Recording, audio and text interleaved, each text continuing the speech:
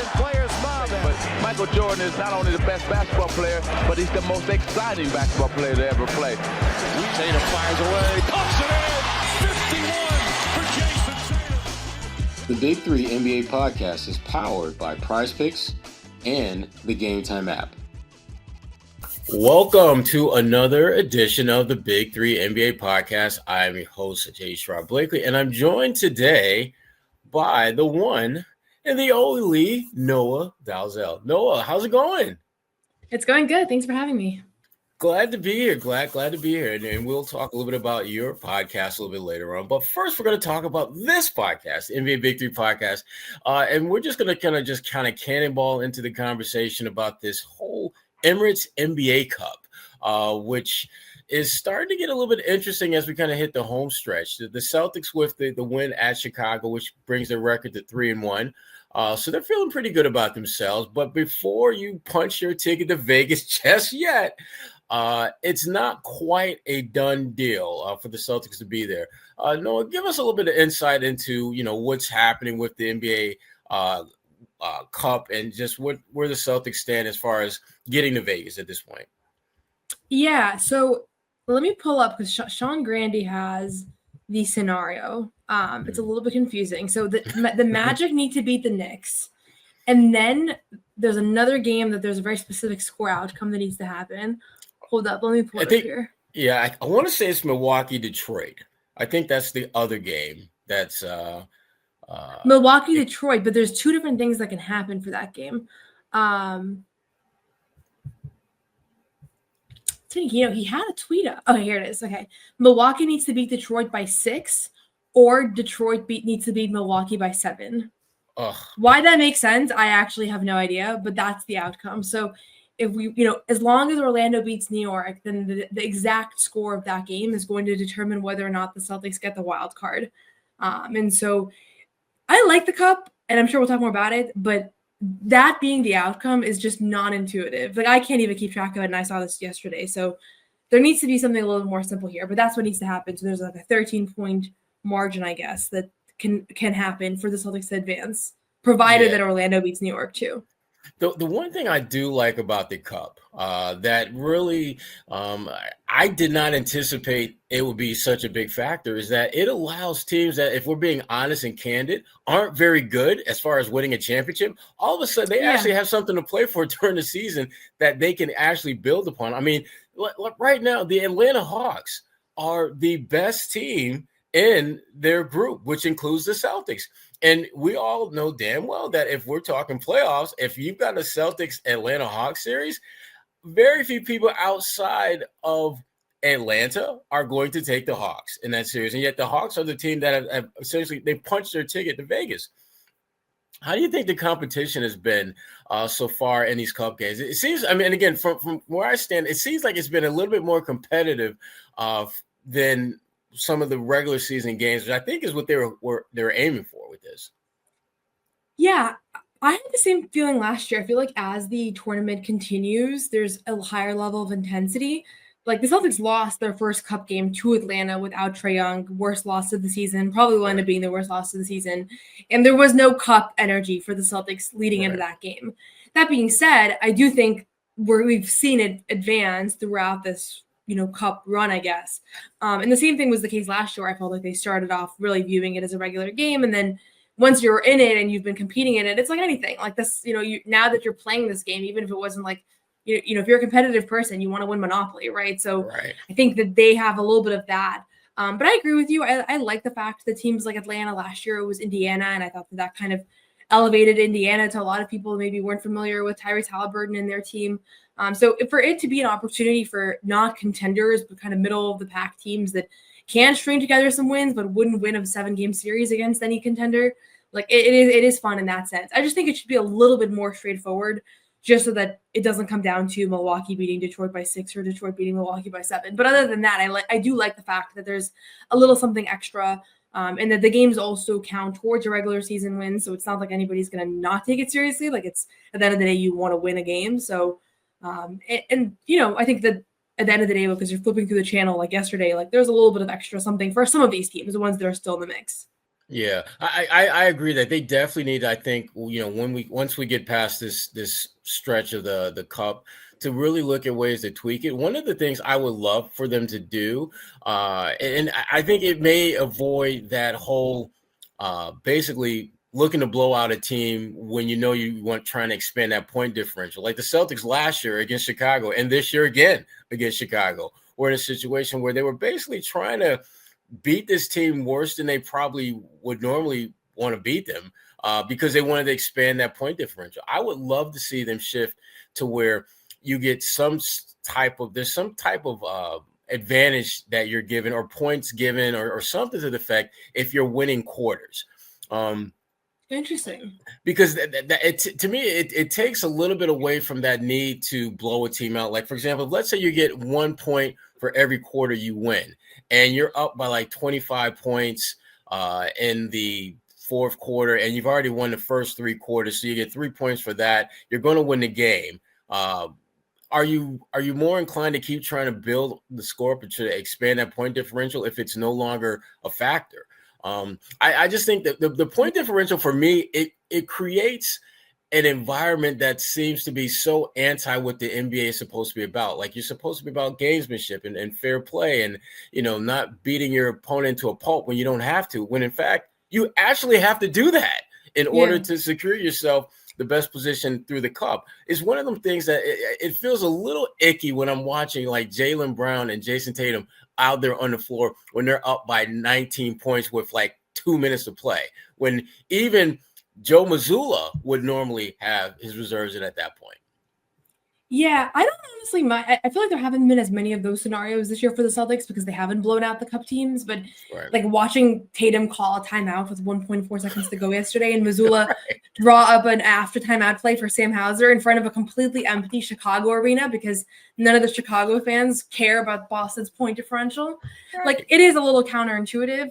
I personally hate watching the clock get dribbled out every single game, especially when there's like records on the line where someone is about to have a triple-double or there's a team that is about to break the 3-point record and then now we're watching 30 seconds just go down the drain. But, I understand like there's, norms and traditions there. And it looks like the players have been a little bit uncomfortable at times, especially last year. I felt like when they were fouling Andre Drummond versus Chicago, that was really – guys were not happy about that.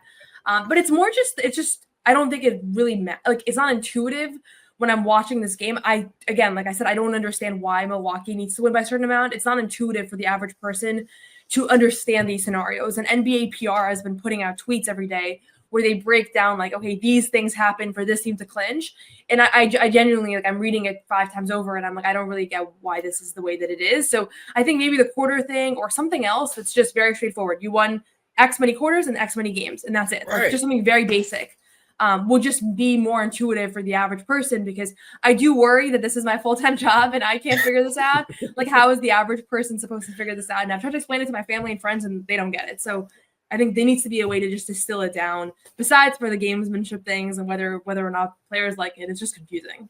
No, your family and your friends we're all in the same boat. This doesn't make a lot of sense to most of us. And they really do need to have a better means of just streamlining this and making it just easier to digest. I mean, you're trying to generate interest in this thing, which is great, but we kind of like to know what exactly are we supposed to make out of this. I mean, the Celtics win, they're 3-1, they're tied with Atlanta.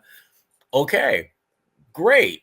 But now they've got this weird thing where they've got to wait for these other teams to play. And if this team wins by this amount and that team wins by that amount, then they get in. And if they don't, then it seems a lot of confusion unnecessarily. But one thing that is very clear from that Chicago game and the winning moments of that game was our good friend Derek White was not on the floor. For those who simply relied on a box score, you saw he only played 25 minutes. Oh, well, they just gave him the day off. He had a foot injury that seemed to take him out for a little bit. I haven't seen the updates on that, but Derek White has been just a freaking Iron Man for this team. What's your level of concern, even if he's able to come back, but what's your level of concern about Derek White from a health standpoint? I mean, I wasn't at the game, but I did see the report of Joe Mazzulla saying that Derek told him he was fine. They high-fived. He said he's not worried about it. I've learned, so this is my second year covering the team, I learned to not take take much to heart when a coach or a player says they're fine, because last year in the finals, Joe Mazzulla said that his level of concern for Kristaps Porzingis' leg injury was 0. And then obviously he came back, 3 days ago. So obviously that was a little bit more concerning. But, the fact that there wasn't a play that we saw, like there wasn't like a moment where we saw something get, like a non-contact injury or contact injury, he might have just aggravated something. So I wouldn't be worried if Derek White missed a month. Like, I think this team is deep enough to be able to afford anybody missing a month. Obviously, you just hope, because of the fact that it was, it was a sore foot. Usually the in-game, injury tags that are like sore means that they don't actually know what it is, and they're going to probably do imaging, as my impression of it. So I think just the hope that there's not actually something serious there, which I don't expect there to be, because like I said, there wasn't like a moment where we saw anything happen. If there was, nobody's found it on Twitter yet. So normally someone will find the play, but I'm not too concerned.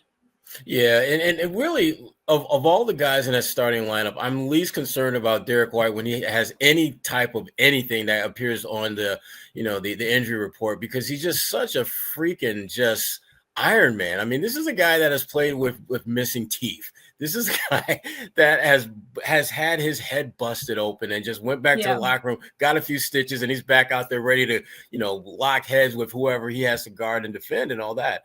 So he's one of those guys that you just don't worry about him and his injuries or potential injuries per se. But the question I have for you, though, is when you look at, his foot thing, Jalen has had a hamstring. Al Horford, Porzingis, and Drew Holiday to some extent are all on that load management type of program. What's your overall concern about health for this team in a very broad general sense? Because it seems like they've got a number of guys that have kind of these either nitpicky type injuries, or their health is being load managed this year. Yeah, I don't have a lot of concern. I mean, there's always the regular amount, regardless of any existing, circumstances, that literally anything can happen at any moment and completely derail an entire player or team season. So that is always in the backdrop, but they've had a really healthy, knock on wood, group. And just looking around the league, it feels like half the stars are out on any given night, and the Celtics really haven't had to deal with anything substantial. I mean, even Porzingis, it ended up being 17 games. It really wasn't this massive thing that, I thought maybe it would even keep him out close to half the season. So I'm not concerned about any of the lingering things. I think Jalen's looked better. Hauser's back thing, I don't think is something to be super concerned about, because I don't think he'd be playing if it was something more concerning. But yeah, I think you just, a moment like the Derek White play where you all of a sudden, he's a guy that we kind of almost take his health for granted. All of a sudden he has maybe something that can keep him out. Maybe it's nothing, but it reminds you how much your entire season and, the championship hopes and everything really rests on nothing going terribly wrong. And, how many times things have gone wrong. And that's been the reason, we talk about the 2009 Celtics. I think I've been thinking about them a lot, because they came out so good out of the gates. They looked like they were primed to be back-to-back champions. And I think I feel similarly about this team, but all it takes is one injury to one of your most important players, and, you're not there anymore. So I think just a healthy, normal level, more so than anything that I've seen so far from this group, which is really durable. It's a very durable group of players. Yeah, especially when you look at just, again, they've already shown the ability to win with a core piece missing at an integral part of the season. I mean, Porzingis, I think most people agreed when they were able to acquire him, felt he would be that X factor that could get them over the top and win a championship. And then they get to the finals, and their X factor is MIA for the most part because of injuries. And yet they were still able to overcome that. The one thing about this Celtics team that, again, I think is really people are kind of glossing over a little bit at this point because of how incredibly red hot the Cavaliers came out. But the Celtics have lost 3 games by a total of 10 points. That means basically there may be 2 or 3 possessions really this season from being undefeated. And they have been able to do it, I think. And check me on this if you agree or disagree with this, but it feels as though I wouldn't say that they are not taking their opponents seriously, but it seems like there's a different kind of pace to them this year. Like, they're playing well enough to beat you and leave no doubts that they're the better team, but they're not trying to beat you into the ground like it's felt like they were doing last year. Like last year, they seemed like every game, like, we need to beat you by 30 points. And if we're up by 30, hell, let's just push it to the 40 while we're at it. this year it seems like, yeah, we can go up by 30 on you, but if we can get Sam Hauser and Payton Pritchard and some of those guys off the bench a few more minutes and only beat you by 15, we're kind of good with that. What's your take on just how they seemingly have approached games this year? It seems like they're, again, from where I look, it looks like their approach is not quite, we're going to beat the crap out of you every single game. We're just going to beat you and keep moving. Yeah, so it's funny. I think a lot of people feel that way, and that's kind of how the eye test makes you feel. But if you actually look at the numbers, their point differential is the same that it was last year. So there really hasn't actually been a drop-off. I think the strength of schedule is maybe part of it. Like, nobody's getting, hyped up because the Celtics beat the Raptors by 8, or, the Wizards or the Bulls. Like, I feel like there have been very few marquee wins this season, and that's not their fault. It's who they face, and part of it is the fact that, like, there are very few really good teams in the East right now, and so that's just going to be where the schedule takes them. But I think it's more of a result of the fact that you're not playing very formidable opponents. So there's this expectation, I think, among NBA fans that you should be blowing out the Bulls by 30. You should be blowing out the Hawks and all these teams, and that's just not really how it works. Like, the coaches and players tell us this all the time, but it's really hard to win in the NBA. It's hard to beat any team. There's talent on any roster. There's stars, and that's what I think we're seeing. We're seeing them play a lot of really bad teams in a row and win pretty similarly to how they were winning last year. And the real test is going to be when they actually go out west and play a tougher stretch of games, and even in the East, but just some more championship contenders. I don't think people minded when they beat the Cavs by 5 because the Cavs were undefeated. It's just people are got accustomed to these blowouts. But I honestly don't mind it. I think winning in different ways is always good. And just a year ago, the concern, or even less than that, 6 months ago, the concern was that they couldn't win close games. That was all anybody was thinking about. It was always like they can blow teams out or they lose.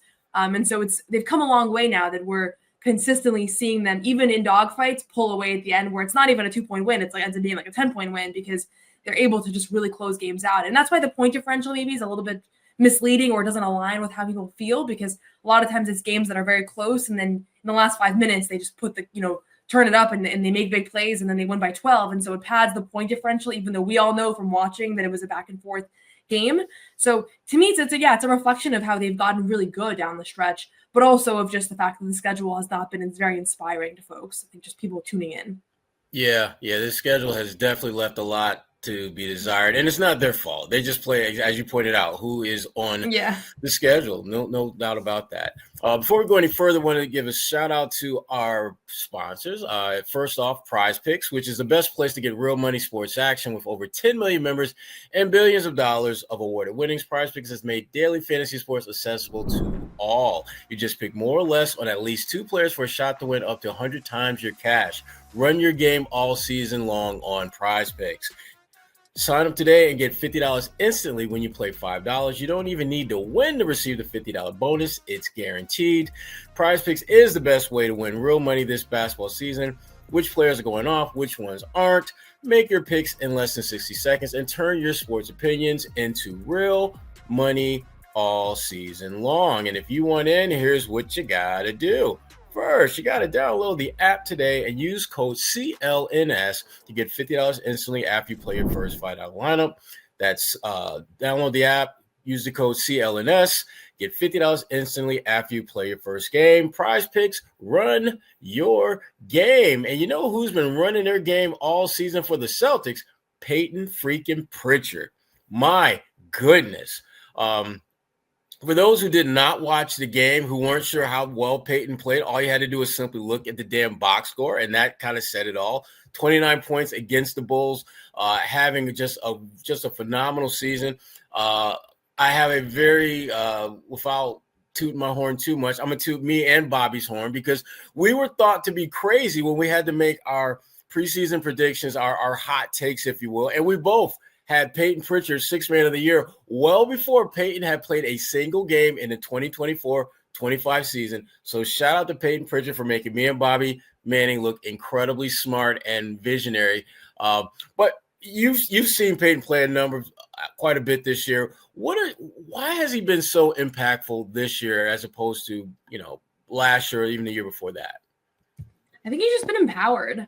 Like, I think he's always been a great shooter. I mean, if you watched him in college, he was a great shooter. He was a great scorer. He's great with the ball in his hands. The thing that Joe will probably point to, and he said this before, is that he's gotten a lot better off the ball. And obviously playing on a team with all-stars and, primary scoring options, he's going to be off the ball quite a bit. And so that's where he's made it a point to become more effective. He said last year going into training camp that he spent all summer shooting off picks and kind of following, looking at some of the best off-ball scorers in the league to try to get better in that regard. But his bread and butter is ball in his hands. And we saw that last night. And, it's just a matter of opportunity. He played the entire fourth quarter yesterday. He had 19 points in the first 5 or 6 minutes. And, maybe he wouldn't have even been out there if Derek White hadn't been hurt. He wouldn't have played. He definitely wouldn't have played that entire period. Right. But this is a guy who, I've said this, I really feel so confident about his ceiling. I think he's going to be an all-star one day. I think that's what he's capable of. But when everybody in your team believes in you, they were finding him. Jaylen Brown was looking for him. Jason Tatum was looking for him. Your coach believes in you. And then the numbers back you up. I mean, he's been one of the most efficient scorers in the league this season. So it's just all those pieces have come together, and a guy that works incredibly hard. Everything we know about him is that he's one of the hardest workers out there. And now he has I don't know that he lacked the confidence. He said post-game yesterday, I don't feel any more confident now than I did a year ago when I was playing awful. Like, I feel I've always had this confidence. But now I think everybody recognizes how impactful that he can be. And so he's not like he's not like a Hail Mary. He's somebody that they actually want to play through. And it's panned out effectively so far. Yeah, I think that the big thing with him, first of all, his confidence, I think has always been like high. This is the same guy who went up to the Celtics and basically said, trade me. Yes, I know Marcus Smart is here. Yes, I know Malcolm Brogdon is here. Yes, I know you've got all these guys here, but I should be playing. And it takes a different kind of cat to believe that I should be playing over an all-NBA defender, a 6th man of the year, and I have some really good games at Oregon, to my credit, at this point. And I've shown the ability to knock down shots. So his confidence level, I think what we're seeing more than anything else is opportunity and confidence level are finally marrying themselves to one another. And this is what we get. We're getting a guy who has stood out on a team full of standouts. And I think that, to me, that's the one thing about Payton Pritchard that I have been really, really pleased with. The fact that he has been able to carve out his own identity on a team full of very strong, dominant personalities. I mean, Tatum is going to be in the MVP conversation forever and a day. Jaylen Brown is going to be in the All-NBA conversation for as long as he's around. Porzingis, another potential all-star. Drew Holiday, Derek White, 2 of the best perimeter defenders. All those guys have their own label, if you will, that teams recognize him by. And if you're Payton Pritchard, it's like, what can I do to get into this conversation? And he's done exactly what you're supposed to do. You're not trying to be like any of those guys. You're trying to be who you are and show that who you are has value. And, it seemed kind of gimmicky there for a while when he would come in at the end of a quarter and knock down a long 3. That was kind of his thing. But he's showing he's more than just an end of the quarter shot maker. Yeah. And the one thing, because you have been, I think, the only person that I can think of who has thought of him as a potential future all-star. And my question to you, this is one of the reasons why I wanted you on this show to talk about Payton. Is he going to be an all-star as a Celtic, or will it happen elsewhere? Because I tell you what, I don't necessarily disagree with the potential. I wonder if it will happen here or elsewhere. So I will say, I think entering this season, I thought that it was going to have to happen elsewhere. And last night on the Garden Report, I locked it in that I think it can actually happen in Boston. Yes. And I think part of it is just looking at his production. I didn't have him winning 6th man of the year this year. Again, that's not a reflection of what I think he's capable of, because I think he's really capable of anything, but I just didn't think that there was going to be that opportunity for him, those touches. And he's kind of demanded those opportunities, even when they're not there, he finds them. The end of shot clock and end of quarter heaves, I think, are what he became known for. But what those shots really are free points, like possessions that they wouldn't have even gotten a shot up, and now he's scoring. And so that's kind of, they encapsulate how he's been able to find opportunities where there aren't any. He's averaging 15.6 points per game right now on 48.5% shooting. And that's being the third guard. Right. Drew Holiday is a little bit older. Like, he's on a 4-year deal. Payton Pritchard is. He might be a starter in Boston, and I think a starter Payton Pritchard as a starter can very well be an all-star because he's gonna, he's only going to get better. He really is. This is his first year with like really serious minutes. Last year was his first year with consistent rotation minutes, and so I think we're just beginning to see what he can accomplish. And defensively, he's a lot less of a liability than he used to be. He's a great rebounder. He had 4 offensive rebounds last night. Like, he just makes other plays too, so he's not going to be one of those guys that just comes in to score. I think about this might be a crazy thing to say, and I didn't have the guts to say it last night, but I think about Isaiah Thomas. Like, why can't he do that? He's maybe a more well-rounded player as far as like defensively and other things. So why can't he do what Isaiah Thomas did? I'm not saying that he's going to, because Isaiah Thomas put together one of my favorite individual all-time seasons of any NBA player ever, and we all know how incredible that was. But there's a blueprint for someone to do something like that. And along those same lines, he's a better defender than Isaiah Thomas was. Yes, yeah. The one thing I will say that probably hurts Peyton's chances is the fact that Isaiah benefited from an injured Marcus Smart. Because remember, when Isaiah Thomas first came to the team, he was coming off the bench. Marcus was starting. Smart got hurt. He slipped into that starting lineup, and then next thing you know, it's like 25 points a night. Marcus comes back, that starting spot, it's no longer a starting spot. You're coming off the bench, and that's kind of how the legend grew.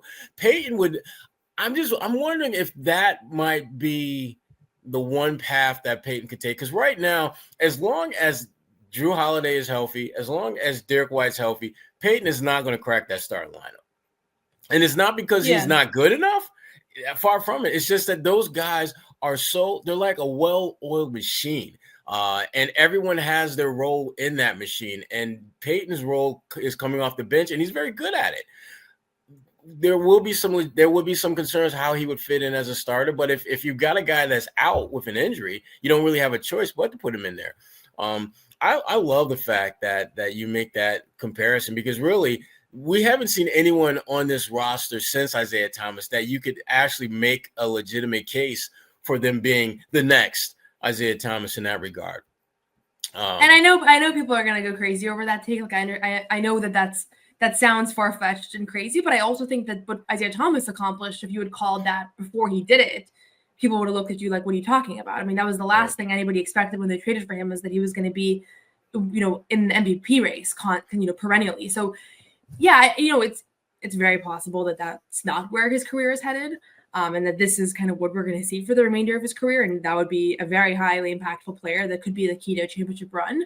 But I don't think that's I don't think it's far-fetched to believe that he's able to scale this up, because he's been shooting really well this year. He's 44% from 3, but he's also a 40% career 3-point shooter, so it's not a crazy outlier. Like, I think he's a very good shooter. He's probably top maybe best or top 2 shooter on the team as far as just being a pure shooter. So I think if you scale, continue to scale things up, and also just the fact that there are so many 3-pointers in today's game, it benefits a guy like him. He's attempting more threes than I think any bench player in NBA history right now, and making more.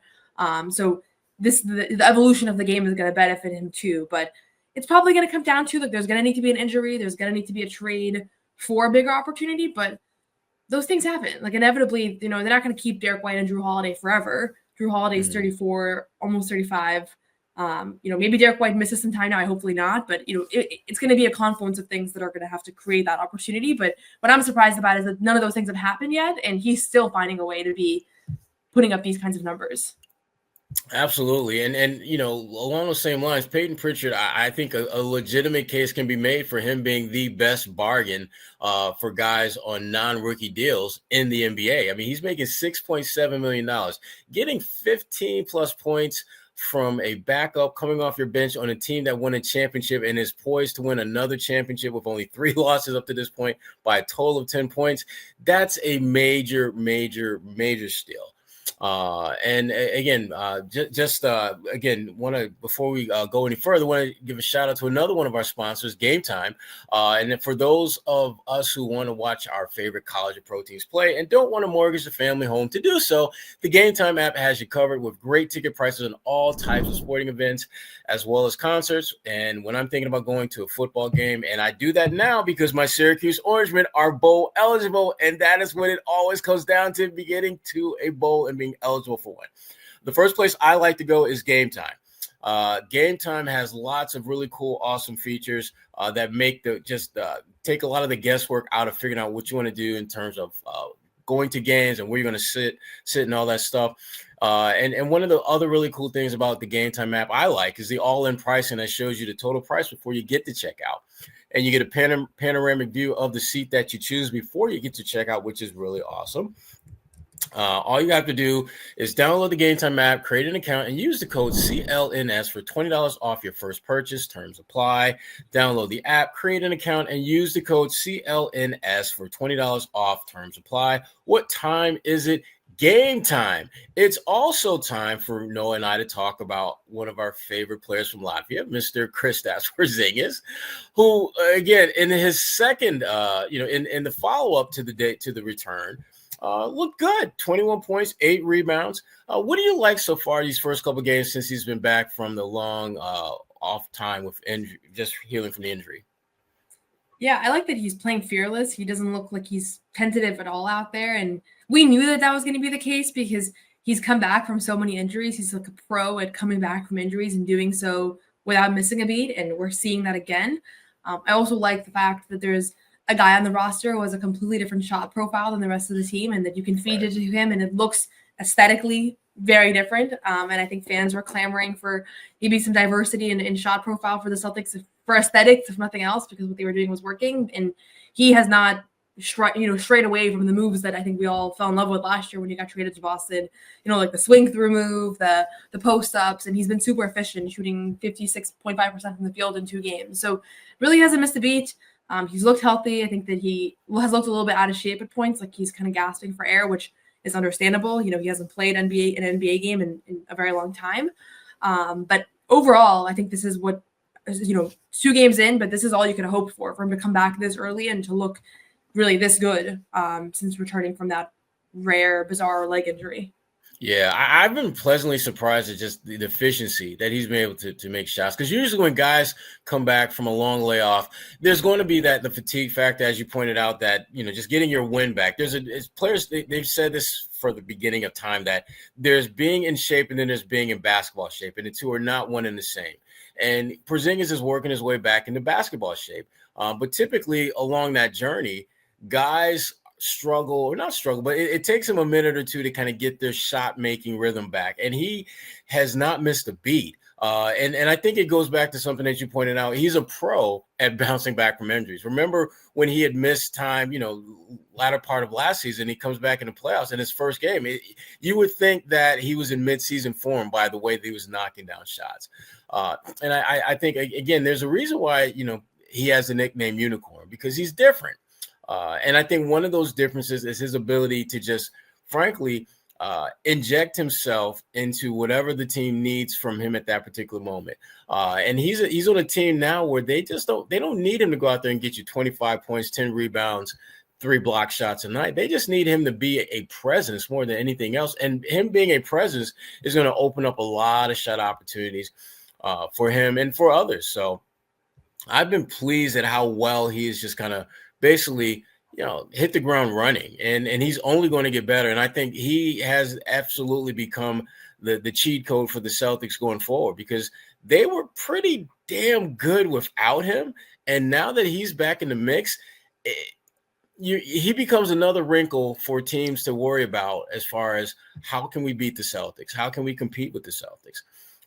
So I've been very, very pleased with what we've seen out of him. And along those same lines, another group that I'm trying to learn a little bit more about, and again, I'm going to lean on your expertise in this regard, and that is the G League, the Maine Celtics. What are there some storylines that we should be following or keeping an eye on with them that the average Celtics fan that just is probably not as locked in as they should be with that team? Yeah, I think the first thing I would say is that the main Celtics have one of the best players in the G League, and that's JD Davidson. JD Davidson is in a really unique situation in that he is, I think, the first player in NBA history that's been on 3 consecutive 2As, and 2As are relatively new, but he's been on 3 consecutive 2As with the same team. And there was, I think, probably his hope was to, have a guaranteed deal heading into the season, but that this franchise has stuck with him and he's stuck with his franchise. And in turn, he's putting together a really phenomenal stretch of basketball. He's so fun to watch. He just manages the game masterfully. And I think that he benefits these other guys that are in and out and, in Boston, in Maine, on the team, not on the team, because he just runs the show really effectively. He's averaged 24 points and 10.3 assists per game so far this season. He's been really efficient, 46% from the field. And he just looks to me like he's too good to be in the G League, but then he's still not an NBA player. And whether he's going to be an NBA player, I think is the big question. I was up there 2 weekends ago when the Celtics weren't playing, and I went to a couple of games and talked to a bunch of people and talked to his head coach, Tyler Lashbrook, who is also one of the player development coaches in Boston, who was in Boston last year. And he said, he's really, really close to being an NBA player. And I was like, what's holding him back? Is there a thing? And, he didn't share. But I think that defensively is where there might be a gap. He's not a Pritchard level defender, but he's Pritchard size. And so there's a question of is there room for somebody that's that size, but not an elite defender? I don't know. That's the question in the NBA, if he can make that adjustment. But he's grown every year that he's been in Maine, and he's a legend in Maine. And I know that sounds funny. I wrote an article about JD Davidson being a Maine Celtic legend, and a lot of people messaged me being like, this seems like a backhanded compliment. And that was not my intention. The intention is that he broke the all-time franchise scoring record. Right. He has the all-time assist record. He has every record you can think of. And when he walks into that building, that Portland Expo, which is like a high school gym, he is the man. He is the star. Everybody loves him there. They're lining up for photos and autographs. And so it's just a funny background story for people that are really clued in to know that this guy is he's a star in Portland. And if he makes it to the NBA, he's going to have a big following from Portland that's going to follow him wherever he goes, even if it's not Boston. Yeah. And sometimes I think people forget how good he was coming out of high school. I mean, he was a 5-star recruit coming out of high school. And to get a guy that, the Celtics got him as a late second-round pick, in part because he didn't have a very good freshman season at Alabama, and then he made the decision to turn pro anyway. And the Celtics drafted him with every intention of developing him over time. But I think the biggest thing I think that has hurt him more than anything else is opportunity. And you can't really knock the Celtics for not giving him a more expansive opportunity, because think about something. I mean, he's played behind Payton Pritchard, who played behind Marcus Smart, who played behind Malcolm Brogdon, and then you got Drew Holiday. I mean, you look at the guys that are playing for the Celtics that are taking minutes away that he could potentially have. You can't argue that he should get any of those minutes. Those guys are just appreciably better in every sense of the word. I give the Celtics credit for being patient with him and just really allowing him to grow. And I give JD, credit for understanding that this is a process. I mean, he would be, I believe, a senior in college right now if he hadn't turned pro. So this is a guy that in every sense of the word could potentially be playing, at Alabama or another college at this point. So it's taken him some time to develop, but the thing that he has that from what I've seen in summer league and even in the few stints, with the Celtics, physically speaking, he's bigger than he may appear to be. Yeah. I mean, he's kind of like low key linebacker build. Not he is, yeah. And I think he has yet to figure out how to utilize that strength that he has. I would love to see him become more of a bully ball basketball player. He's not going to be towering over guys with his size as far as height, but he's strong enough where he can use that strength to create space. Kind of reminds me, not quite as thick, but Bledsoe, who played for the Milwaukee Bucks a few years ago. Similar, very strong guy who used his strength to create space for mid-range shots or use his strength to create space, getting to the basket. I think JD could potentially be that type of player. But, at some point, as you pointed out, Drew Holiday, Derek White, even Payton Pritchard, they're not going to be here forever. It's just a matter of will they be here, or will JD be here long enough to where he can get an opportunity to play some of those minutes? So that's a good one. That's a really good one to keep an eye on. And he's the second youngest player on the Maine Celtics, which is crazy. Wow. This is his third year. So he's just 22. Like, Baylor Shireman, Anton Watson are both drafted. I think they're both 24. And so he's a veteran for the G League, but he's still really young. And so what he hasn't done so far in the NBA is not an indictment on what he's not going to be able to do. At least that's looking at it positively, I guess. Yeah. And let's take a real quick trip around the NBA. And I want to start with the Milwaukee Bucks, who are actually playing rather well. They've won 5 in a row. How good do you think this Bucks team is at this point?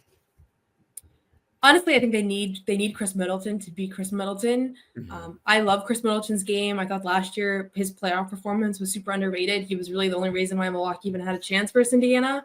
And his health is a complete question mark. Nobody really understands ever what is going on with his health. But I think right now, whether he's going to come back and what form he's going to be in is the real thing. So to me, if he's healthy and he's even remotely the player that we know he can be, especially in the playoffs, they're a legit team.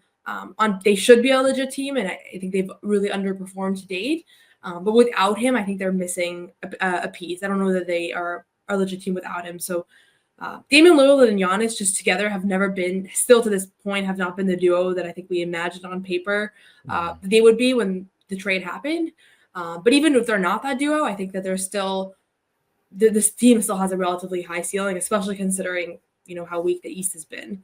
Yeah, absolutely. And we're nearing the quarter mark of the season, and that's when everyone coming out with their first quarter grades and all that other stuff.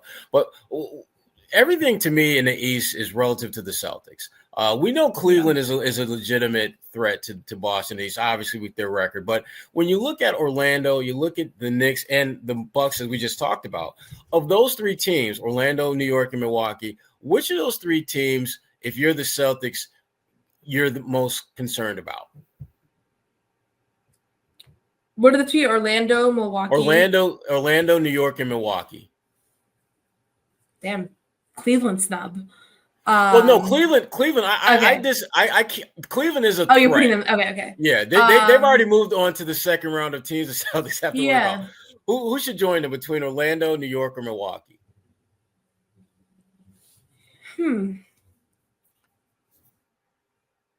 This might be a crazy answer, but I think maybe Milwaukee, potentially. Like not the Milwaukee that we've seen so far, but if Milwaukee pans out, I think in a playoff series they have the best chance.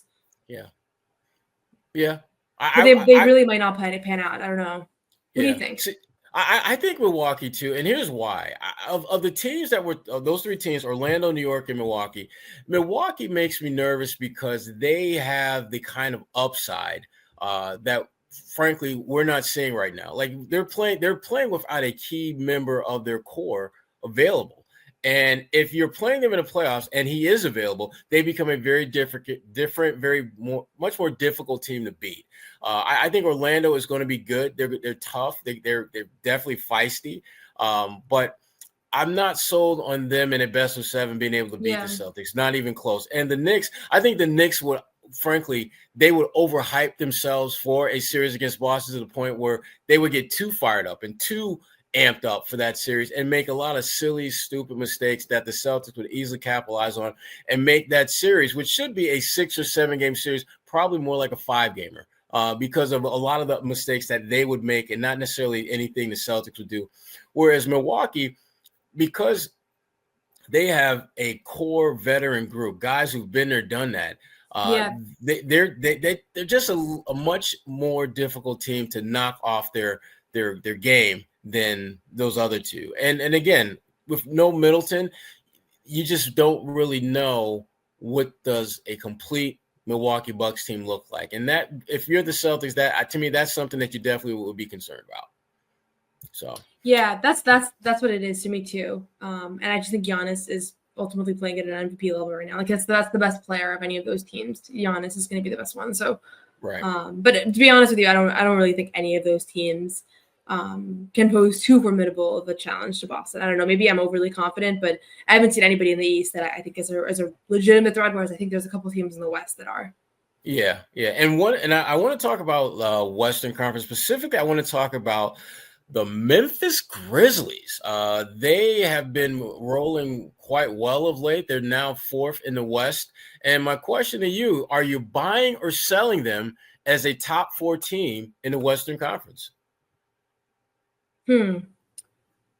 Top 4 team. I think they're going to hover around there. Who is it right now? It's OKC. You got OKC, Houston, Golden State, and Houston. Those are the 3. OKC, Golden State, and Houston. And then Memphis is 4 and right now. And then Memphis is right behind them. I don't think they'll be in the top 4.